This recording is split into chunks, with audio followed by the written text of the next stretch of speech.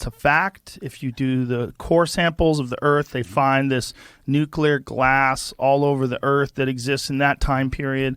And it seems like something happened that reset civilization. And there's very little evidence of advanced civilizations before that up until recently, up until the last couple of decades. They started uncovering things like Göbekli Tepe and all these other structures that are clearly from more than 12,000 years ago. Mm-hmm. And they're really complex and really large with enormous stones. And it's sort of caused people to rethink the history of the Earth and the history of human civilizations.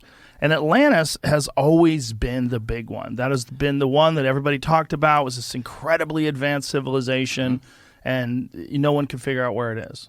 Right. Or if it was real. I think that Atlantis, because surely that wouldn't have been necessarily the name just through like the change of language, over, let's say, 12, 13,000 years ago, which would be the time frame. So like surely there would be several different changes of language, but I think it represented a civilization that was doing great things.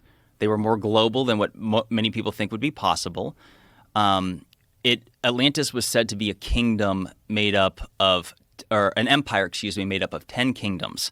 And then there was the lost city of Atlantis, which was the capital, which was said to be made up of concentric circles, 2 of water, 3 of land, and essentially that they were obliterated by a cataclysm as passed down by Plato, although it's worth mentioning that Plato got the story of Atlantis from Solon, who was his uncle separated by 6 generations. But what most people don't realize is that Solon had traveled to Egypt, and so it's the ancient Egyptians is where that tale comes from, which makes it even more bizarre because I would argue that the most spectacular ancient civilization is the Egyptians. I mean, no disrespect to the Romans. Hard to deny. Right? I mean, let me just say, because I want to, on this podcast, encourage people to travel to Egypt.